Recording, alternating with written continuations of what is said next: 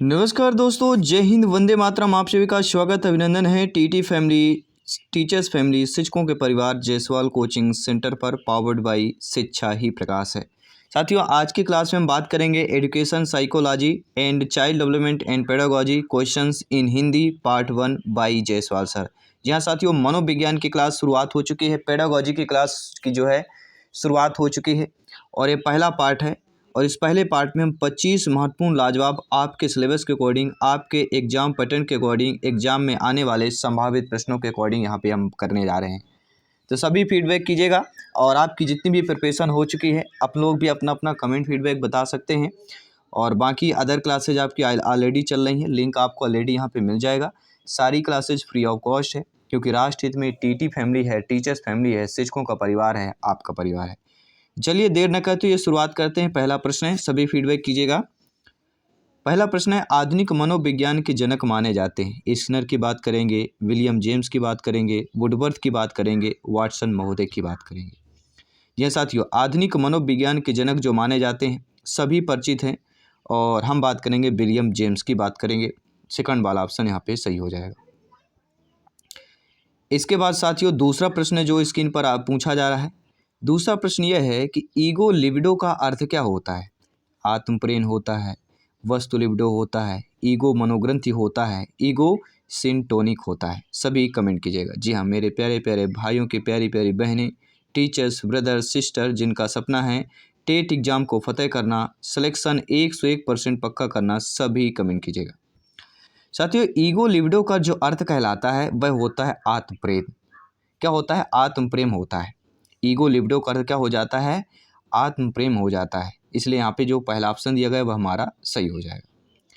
किसी भी प्रश्न पर अगर आपका डाउट है, आपका एक एक कमेंट फीडबैक सर्वोपरि है, सर्वमान्य है। जायसवाल सर आप सभी का अभिनंदन स्वागत करते हैं, आप सभी के माता पिता को नमस्कार करते हैं। साथियों E.H. एरिक्सन के अनुसार मनोलैंगिक विकास की अवस्थाएं जो हैं आपकी 8 हैं, 6 हैं, 7 हैं, 9 हैं। जी हाँ, E.H. एरिक्सन एक ऐसे मनोवैज्ञानिक हैं जिन्होंने मनोलैंगिक विकास की अवस्थाएं बताई हैं और ये मनोलैंगिक विकास की अवस्थाएं 8 अवस्थाएं। ये कौन कौन सी अवस्थाएं, आइए जान लेते हैं। तो एरिक्सन द्वारा प्रतिपादित व्यक्तित्व सिद्धांत के मनोसामाजिक विकास की 8 अवस्थाएं जो इस प्रकार हैं। पहला जो है अवस्था है सहसावस्था, जिसे हम विश्वास बनाम अविश्वास कहते हैं। ये भी आपने देखा होगा एग्जाम में कि विश्वास बनाम अविश्वास अवस्था है तो आपका जवाब होना चाहिए सहसावस्था है। दूसरा आता है स्वतंत्रता बनाम लज्जाशीलता। तो स्वतंत्रता बनाम लज्जाशीलता ये कौन सी अवस्था कहलाती है? प्रारंभिक बाल्यावस्था कहलाती है। फिर दूसरा आता है पहल शक्ति बनाम दोषिता। तो पहल शक्ति बनाम दोषिता किस अवस्था में है? यह खेल अवस्था में आती है। ठीक है। इसके बाद परिश्रम बनाम हीनता, यह किस अवस्था की है? तो स्कूल अवस्था जो होती है, परिश्रम बनाम अगर हीनता आता है तो स्कूल अवस्था पे होती है। एंड अगला जो है अहम पहचान बनाम भूमिका संभ्रांति। जी हाँ, अहम पहचान बनाम भूमिका संभ्रांति ये किस अवस्था की है? तो यह अहम जब भी शब्द आएगा किशोरावस्था की बात की जाती है। एंड अगला जो है घनिष्ठ बनाम बिलगन। घनिष्ठ मतलब होता है कि मित्रम, बिलगन मतलब एक अलगाव से होता है। ठीक है, ये दोनों अपोजिट होते हैं। तो घनिष्ठ बनाम बिलगन जो होता है वह तरुण वयस्कावस्था में होता है। एंड अगला जो आपका है जननात्मकता।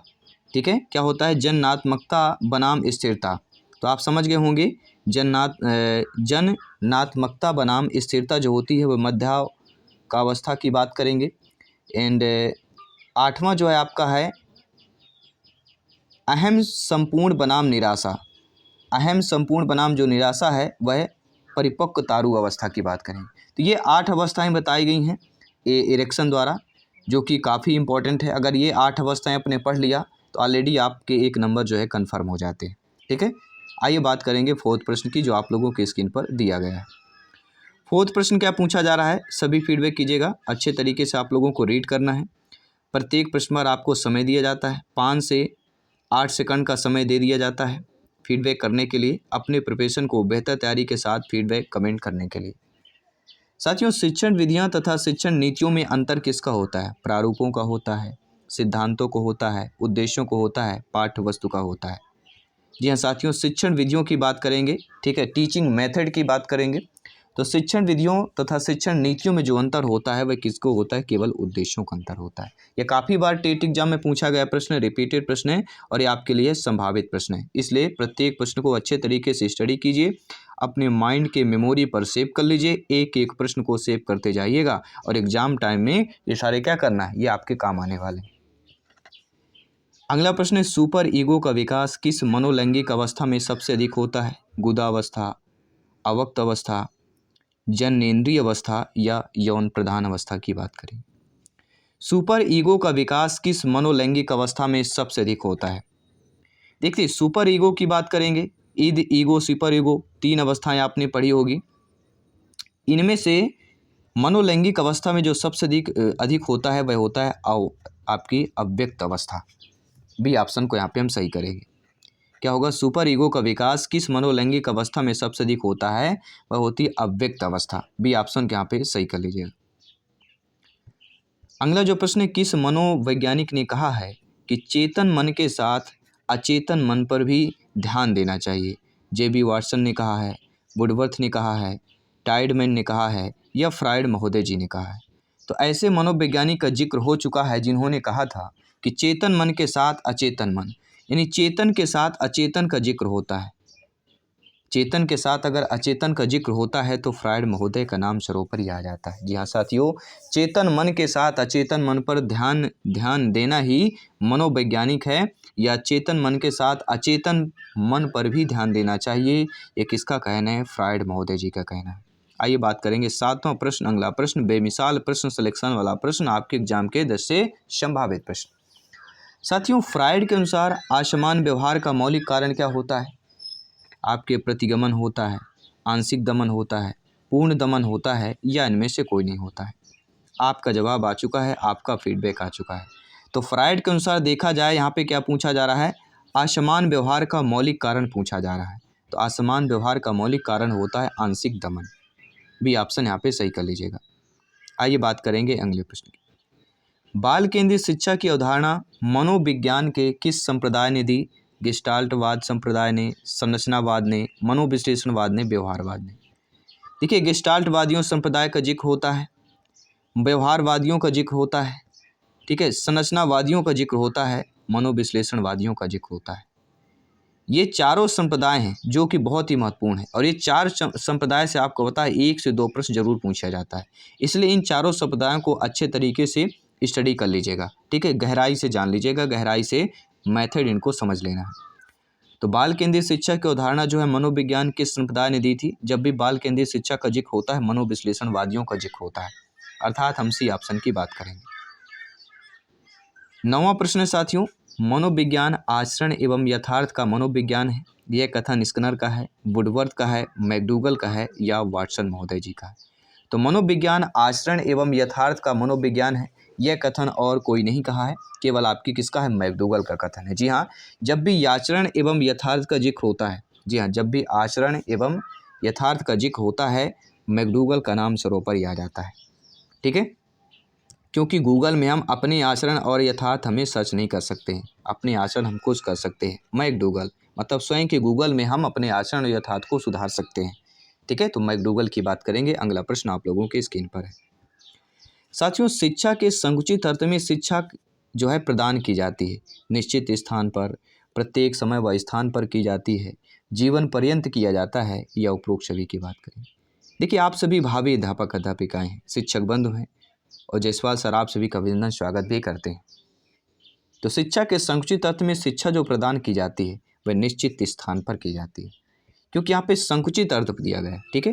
तो संकुचित अर्थ में शिक्षा के प्रदान का जिक्र होता है तो निश्चित स्थान की बात की जाती है, पहला ऑप्शन सही हो जाता है। एंड अगला प्रश्न है, मनोविज्ञान व्यवहार व अनुभव का विज्ञान है, यह कथन स्किनर का है, वुडवर्थ का है, मैकडूगल का है या वाटसन महोदय जी का है? नीचे कमेंट बॉक्स बना हुआ है, कमेंट में आपका जो फीडबैक करने का, देखे जो टाइप करने का ना, वो आपके लिए क्या है, एक अपने आप को क्या कर रहा है कि आप लोग कमेंट कीजिए, कमेंट कीजिए।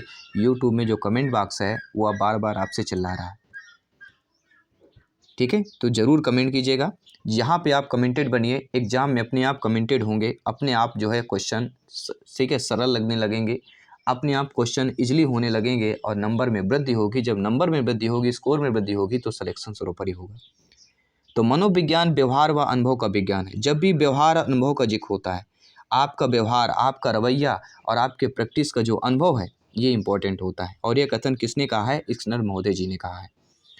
अगला प्रश्न आपके दिया गया है कि बालकों की रुचि, शारीरिक मानसिक योग्यता तथा विभिन्नताओं का ध्यान किस प्रकार के शिक्षण में रखा जाता है? बहुकक्षीय शिक्षण में, मनोविज्ञान शिक्षण में, सामूहिक शिक्षण में, या उपरोक्त सभी शिक्षण की बात करेंगे। देखिए साथियों, बहुत ही इंपॉर्टेंट टॉपिक पे यहाँ पे बात की जा रही है। बालकों की रुचि, शारीरिक मानसिक योग्यता और विभिन्नताओं का ध्यान किस प्रकार के शिक्षण में रखा जाता है? तो बहुकक्षीय शिक्षण में भी इनको रखा जाएगा, मनोविज्ञान के शिक्षण होंगे उसमें भी रखा जाता है, और सामूहिक शिक्षण में इसको भी रखा जाता है। अर्थात जो उपरोक्त सभी ऑप्शन दिया गया वह हमारा सही हो जाएगा। ठीक है, कोई भी डाउट हो फटाफट कमेंट कीजिए। जी हाँ, अगला प्रश्न आप लोगों के स्क्रीन पर है। साथियों, वर्तमान में शिक्षा मनोविज्ञान किस अवस्था में है? शैशवावस्था में, बाल्यावस्था में, किशोरावस्था में, या वृद्धावस्था में? तो वर्तमान में शिक्षा मनोविज्ञान की अगर अवस्था पूछा जाता है वह होती है शैशवावस्था। ठीक है, पहला ऑप्शन यहाँ पे सही कर लीजिएगा। अगला प्रश्न है, निम्नलिखित में से लंबात्मक विधि का अध्ययन किसने किया था? जी हाँ, कार्ल सी गैरिसन ने, जॉन डीवी ने, जॉन लॉक ने, या इनमें से कोई नहीं। देखिए सर, तो जब भी लंबात्मक विधि का जिक्र होगा तो इनका नाम भी लंबा है। जी हाँ, जब भी लंबात्मक विधि का जिक्र होता है इनका नाम भी लंबा है, और इनका नाम है कार्ल सी गैरिसन। तो लंबात्मक विधि का अध्ययन किसने किया? कार्ल सी गैरिसन ने किया था, नोट कर लीजिएगा। अगला प्रश्न है इंटरेस्टेड प्रश्न, ध्यानपूर्वक फीडबैक कीजिएगा। आधुनिक काल में एक परिवर्तन हुआ है। मनोवैज्ञानिकों ने धीरे धीरे अपने मनोविज्ञान को दर्शन शास्त्र से पृथक कर लिया है, ये कथन है। देखो कथन को समझ लीजिएगा, एक कहानी टाइप 2-3 लाइन में बता दी गई, एक हिस्ट्री बता दी गई। ठीक है, कि आधुनिक काल में एक परिवर्तन हुआ है कि मनोवैज्ञानिकों ने धीरे धीरे अपने मनोविज्ञान को दर्शन शास्त्र से पृथक कर लिया है। यह कथन कहने वाले कौन है? आपके रायबर्न। बिना राय, ठीक है, सुने, बिना राय लिए इन्होंने कह दिया कि आधुनिक काल में एक परिवर्तन हुआ है और मनोवैज्ञानिकों ने धीरे धीरे अपने मनोविज्ञान को दर्शन शास्त्र से पृथक कर लिया है। किसने कहा है? रायबर्न का कथन है, रायबर्न का स्टेटमेंट है, नोट कर लीजिएगा, पहला ऑप्शन सही हो जाएगा। 16वां प्रश्न है, अगला प्रश्न है। लगभग 15 प्रश्न हो चुके हैं, 10 प्रश्न और करेंगे और ये टॉप 25 का है। और आने वाले यहाँ पे 1000 प्लस हम क्वेश्चन करने जा रहे हैं। जी हाँ, आने वाले 1000 प्लस जो है यहाँ पे हम क्वेश्चन करेंगे आपके। ठीक है, psychology, education psychology and child development pedagogy की बात करेंगे। अगला प्रश्न, निम्नलिखित में से मनोविज्ञान को मन का विज्ञान किसने कहा था? जॉन डीवी ने कहा था, डगलस ने कहा था, पेस्टोलॉजी ने कहा था, स्किनर ने कहा था। तो साथियों, मनोविज्ञान को मन का विज्ञान और कोई नहीं कहा था, आपके पेस्टोलॉजी ने कहा था। जी हाँ, मनोविज्ञान को मन का विज्ञान किसने कहा? पेस्टोलॉजी ने कहा, नोट कर लीजिएगा। और ये आपके टेट एग्जाम में, टीचर्स एग्जाम में, शिक्षक भर्ती में पूछा गया प्रश्न। जब भी प्लेवे पुस्तक के रचयिता, जी हाँ, 10 से 12 आपके पुस्तक है मनोविज्ञान के, साइकोलॉजी के, इनके रचयिता, इनके जो लेखक हैं पूछे जाते हैं। 10 से 12 मनोवैज्ञानिक, जरूर जुड़ जाइएगा। टेलीग्राम से जुड़ जाइएगा। टेलीग्राम में हम आपको ऑलरेडी जो इंपॉर्टेंट टॉपिक होते हैं, PDF फाइल्स होती हैं, इंपॉर्टेंट क्वेश्चन होते हैं, वहाँ पे शेयर करते रहते हैं। साथ ही साथ इंस्टाग्राम, फेसबुक पेज से जरूर फॉलो, जुड़ जाइएगा, वहाँ पे लिंक आपको ऑलरेडी दे दी गई है। ठीक है, आइए बात करेंगे अगले प्रश्न की। तो साथियों, प्लेवे पुस्तक के रचयिता कौन है? तो जब भी प्लेवे पुस्तक का जिक्र होता है, आपके हेनरी काल्वेट कुक का नाम सर्वोपरि आता है। जी हाँ, प्लेवे पुस्तक का जिक्र होता है तो एजुकेशन साइकोलॉजी की बुक प्लेवे है, इनके रचयिता हैं, इनके लेखक हेनरी काल्वेट कुक की बात करेंगे। क्योंकि पुस्तक में अंत में का आता है और कुक में भी अंत में का आता है। ठीक है, आइए बात करेंगे अगले प्रश्न की। तो कुछ लॉजिकल शब्द होते हैं, अपने आप लॉजिकल शब्द बनाना होता है, जिससे हम एग्जाम टाइम में थोड़ा एक हमें हिंट मिल जाए पहचानने के लिए। ठीक है, अगला प्रश्न, निम्नलिखित में से शिक्षा का जो केंद्र बिंदु होता है, शिक्षक होता है, विद्यालय होता है, बालक होता है, उपरोक्त सभी होता है। देखिए यहाँ पे अगर एक अर्थ में समझें कि शिक्षा की बात की जा रही है तो शिक्षक भी है, विद्यालय भी है, बालक भी है, तीनों इंपॉर्टेंट है। लेकिन यहाँ पे केंद्र बिंदु का जिक्र होता है, सेंटर पॉइंट। जैसे हम वृत्त खींचते हैं ना, तो वृत्त का जो केंद्र बिंदु होता है, ठीक है, ये हमारा केंद्र बिंदु होता है, और केंद्र बिंदु से परिधि पर मिलाने वाली रेखा त्रिज्या कहलाती है। और पूरे वृत्त पर केंद्र से होकर जो जीवा डाली जाती है वह क्या कहलाती है? वृत्त की व्यास, या वृत्त की सबसे बड़ी जीवा क्या कहलाती है? वृत्त की व्यास कहलाती है। उसी प्रकार शिक्षा का केंद्र बिंदु यहाँ पे पूछा जा रहा है, और वह शिक्षा का केंद्र बिंदु और कोई नहीं, स्टूडेंट, शिक्षार्थी, विद्यार्थी, बालक हो जाता है। तो सी ऑप्शन यहाँ पे सही हो जाएगा। आइए बात करेंगे अगले प्रश्न की। साथियों, किसी विधि में प्रयोग के दौरान व्यक्ति का जो मस्तिष्क है 2 भागों में विभाजित हो जाता है। जी हाँ, ऐसी विधि का बताइए जिसका प्रयोग करने से व्यक्ति का यानी हमारा और आपका जो मस्तिष्क है वह 2 भागों में विभाजित हो जाता है, जिसमें से एक भाग निरीक्षण करता है और दूसरा का निरीक्षण किया जाता है। तो यह हमारा कौन सा कहला जाएगा? किस विधि में प्रयोग किया जाता है? तो यह अंतर्दर्शन में किया जाता है। जी हाँ, अंतर्दर्शन विधि में प्रयोग में जो है व्यक्ति को या व्यक्ति का मस्तिष्क 2 भाग में विभाजित होता है, जिसमें एक भाग निरीक्षण करता है, दूसरे का निरीक्षण किया जाता है। वह कहलाता हमारा अंतर्दर्शन की बात करेंगे। अगला प्रश्न यहाँ पे पूछा गया कि स्किनर किस देश के वैज्ञानिक थे? जापान के, अमेरिका के, इंग्लैंड के, इटली की बात करेंगे। देखिए 2 मनोवैज्ञानिकों का जिक्र हो चुका है। जब भी देखिए स्किनर की बात की जाती है, किस देश के मनोवैज्ञानिक थे, तो आपका जवाब होता है अमेरिका। ठीक है, स्किनर का जिक्र होता है तो आपका जवाब क्या होता है? अमेरिका की बात करेंगे। और जब भी थॉर्नडाइक का जिक्र होता है, थॉर्नडाइक मनोवैज्ञानिक किस देश के निवासी? ये भी आपके एक अमेरिकी मनोवैज्ञानिक है, एक पशु मनोवैज्ञानिक है, प्रथम शैक्षिक मनोवैज्ञानिक है। प्रयास श्रम त्रुटि का सिद्धांत किसने दिया? थॉर्नडाइक महोदय जी ने दिया। ठीक है, और एनिमल इंटेलिजेंस नामक बुक किसकी है? आपके थॉर्नडाइक महोदय जी की है। संबंधवाद का सिद्धांत, प्रयत्न व भूल का सिद्धांत, प्रयास व त्रुटि का सिद्धांत, संयोजनवादी का सिद्धांत, एसआर बॉन्ड की बात करेंगे, उद्दीपन अनुक्रिया सिद्धांत की बात करेंगे, ये सारे थॉर्नडाइक महोदय जी के। तो थॉर्नडाइक और स्किनर किस देश के निवासी हैं आपके? तो ये अमेरिकी कहला जाते हैं। और जब भी ईपी पॉलाव का जिक्र होता है तो ये कहाँ के निवासी हैं? तो पॉलाव आपके सभी लोग बताइए, एक रूसी मनोवैज्ञानिक है। अगला प्रश्न, व्यवहार के निरीक्षण द्वारा किसी की मानसिक दशा का पता लगाना किस विधि की विशेषता होती है?